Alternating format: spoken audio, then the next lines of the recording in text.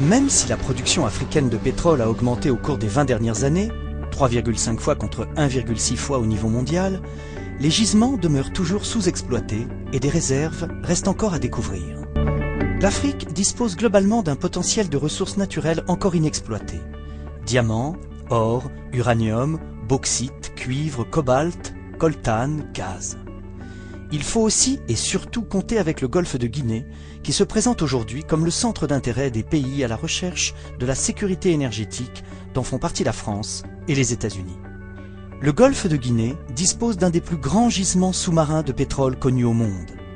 Avec 24 milliards de barils de réserves de pétrole prouvées, cette partie du continent qui est la synthèse de l'Afrique centrale et de l'Afrique occidentale est de loin la première région pétrolière africaine avec des pays comme le Nigeria, l'Angola et la Guinée équatoriale qui figurent au peloton de tête des pays producteurs de pétrole du continent.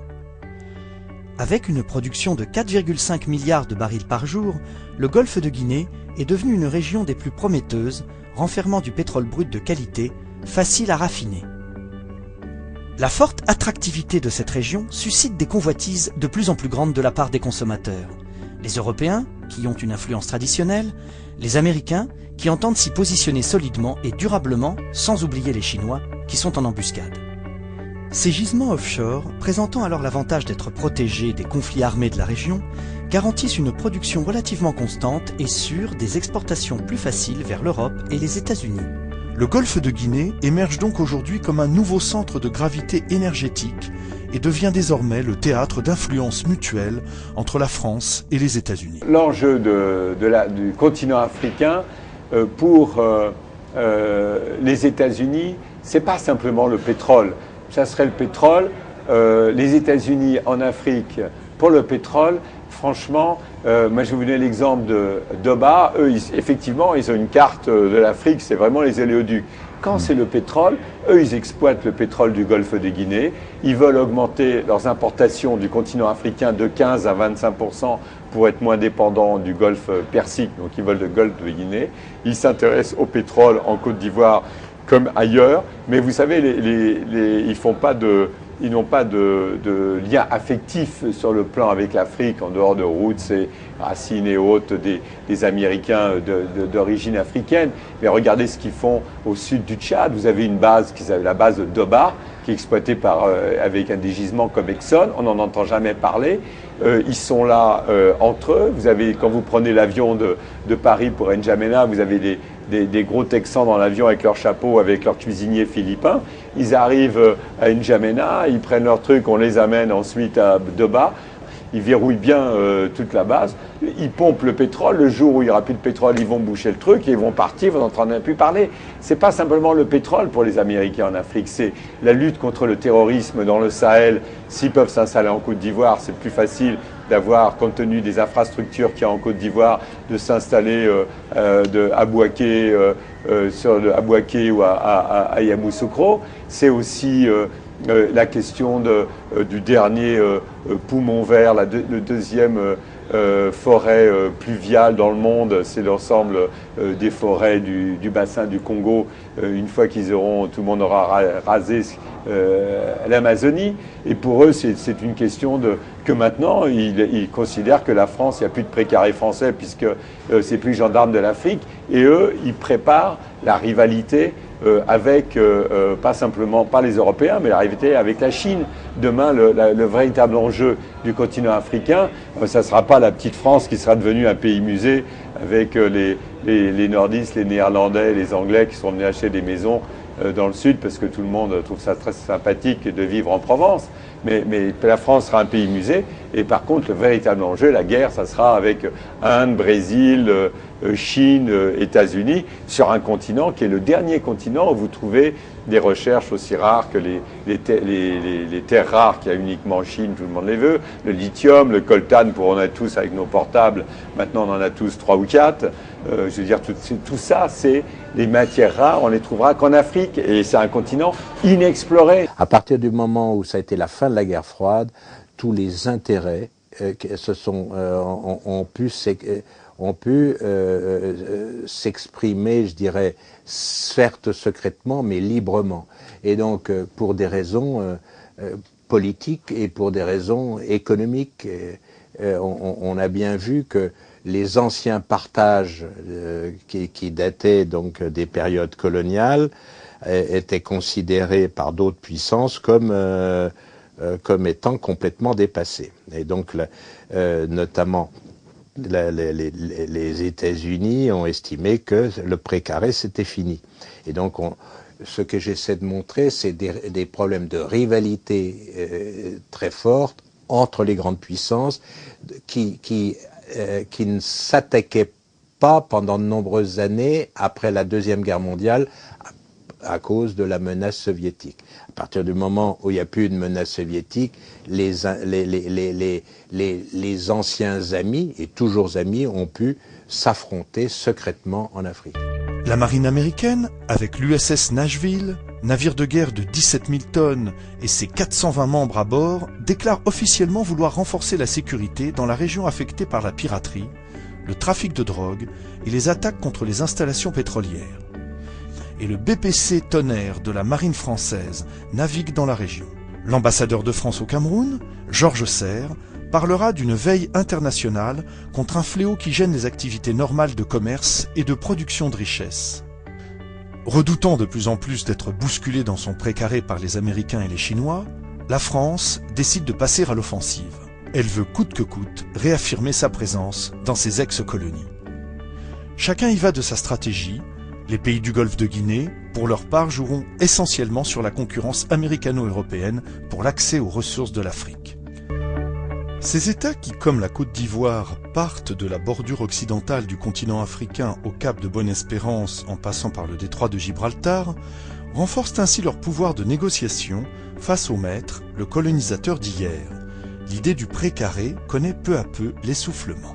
La France, en fait, quelque part fait croire qu'elle est encore à la manœuvre, qu'elle a encore la capacité d'influer sur telle et telle évolution démocratique en Afrique. Mais on voit bien qu'à mon avis, c'est un leurre. La France n'a plus les moyens réellement d'avoir cette relation paternaliste ou cette relation de rapport de pouvoir avec l'Afrique.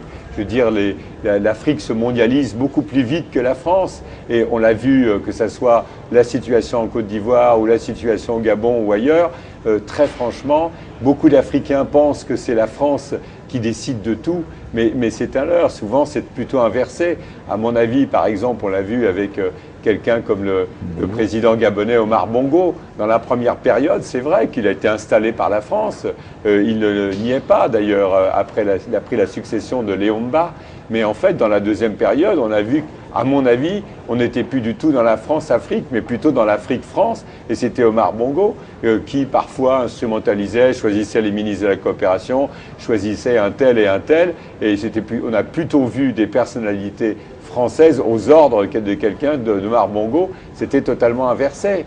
Même chose en Côte d'Ivoire. Si la France était si puissante en Côte d'Ivoire, en 2002, on ne serait pas se trouvé dans cette situation complètement ubuesque de troupes françaises coupant le pays en deux et ne choisissant pas vraiment ni d'un côté ni de l'autre, restant un petit peu entre les deux, ne soutenant pas complètement Laurent Gbagbo contre les rebelles du Nord, mais en même temps coupant le pays en deux. La France aurait dû, à un moment donné, soit il considérait que Laurent Gbagbo était légitime, à ce moment-là, il donnait les moyens à Laurent Gbagbo de se défendre contre la rébellion, soit il n'intervenait pas, mais de rester au nom, soi-disant, pour pas que les Ivoiriens s'entretuent venir en tant que force impartiale entre deux et à installer un état de fait. Et c'est la montre à quel point la France perd finalement son savoir-faire, sa connaissance qu'elle avait de la Côte d'Ivoire qui était sa vitrine.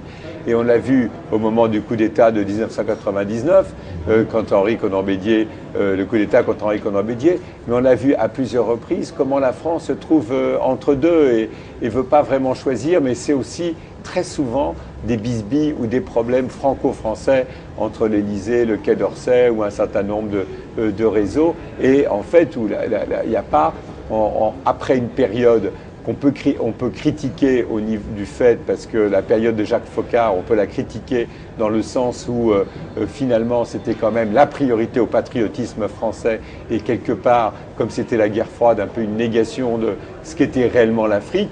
Mais en même temps, dans la période qui a suivi maintenant, on voit bien que c'est un peu cafouilleux, chaotique. On ne voit pas de vision. On n'a pas vu une France qui allait au-devant des nouvelles générations d'Africains, qui est restée un petit peu comme ça, comme un gros bateau, en même temps un petit peu dans une France-Afrique de réseau, sans définir une véritable nouvelle politique et qui n'a pas su gérer ses relations avec des nouvelles personnalités comme Laurent Gbagbo en Côte d'Ivoire, mais ça s'est vu aussi dans un certain nombre de pays, n'a pas su et rester en même temps scotché à un certain nombre de dirigeants africains de l'ancienne période qu'elle avait coopté dans la première période et n'a pas su non plus laisser parfois la démocratie se faire en se retirant complètement, en laissant croire qu'elle avait encore à la manœuvre. Alors, les politiques et les médias font comme si nous étions encore un grand acteur en Afrique. Et la réalité me semble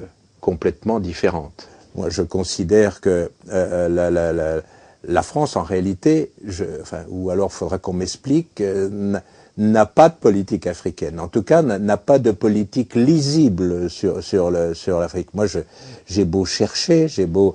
un coup, on parle de rupture, le lendemain, les actes prouvent le contraire, et on fait le discours de Dakar, et puis après, on essaie de montrer totalement l'inverse. Donc, pour quelqu'un qui est tranquillement dans son bureau et qui essaie de lire, il n'y arrive pas. Hein. Donc, autrement dit, on peut trouver des exemples pointus, on peut parler de, si on prend Areva, si on prend Total, si on prend Bolloré, si on prend Bouygues, on va trouver des exemples d'intérêt.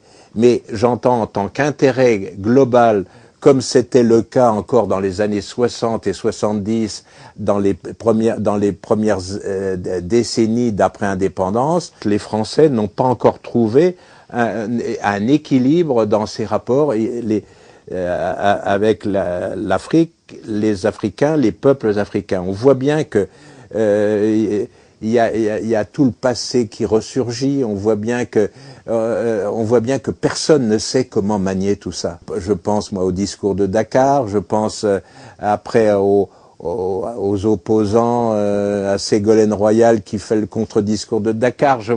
On voit bien qu'il n'y a plus aucune vision, au contraire, de la France, même si il y a des dérives anciennes. Hein, il y a des rapports incestueux qui datent d'après les indépendances, qui continuent encore, ça c'est une évidence, mais globalement, je pense qu'il n'y a plus de politique africaine de la France, il n'y a plus de vision, hein, ce que je trouve un peu dramatique, et donc les mots ne suffisent pas, il y a eu le mot rupture, mais en fait, c'est pas une rupture, c'est une absence de vision. Les États-Unis misent sur la sécurisation militaire avec Africom, nouveau commandement américain pour l'Afrique, comme cheval de Troie. La Chine troque les infrastructures contre une priorité à l'exportation. L'Europe et la France comptent sur des liens traditionnels qui semblent progressivement mais sûrement lui échapper, avec en tête la Côte d'Ivoire de Laurent Gbagbo, qui inlassablement montre de l'intransigeance quant à son refus de s'inscrire sans discernement dans la dynamique de la France-Afrique. La lutte pour le pouvoir en cours en Côte d'Ivoire a des répercussions au Congo, où des élections présidentielles sont prévues pour novembre prochain. Le ministère de l'Information et porte-parole du gouvernement, Lambert Mende Omalanga, a déclaré qu'il était envisagé de proposer une modification de la Constitution afin de remplacer le scrutin présidentiel à 2 tours par une élection à 1 tour seulement. Cette réflexion était déjà en cours, pour des raisons budgétaires entre autres, mais les événements de Côte d'Ivoire pourraient précipiter la décision. Nous avons frôlé le pire en 2006, assure le ministre. Et nous voulons aujourd'hui, à tout prix, éviter tout risque de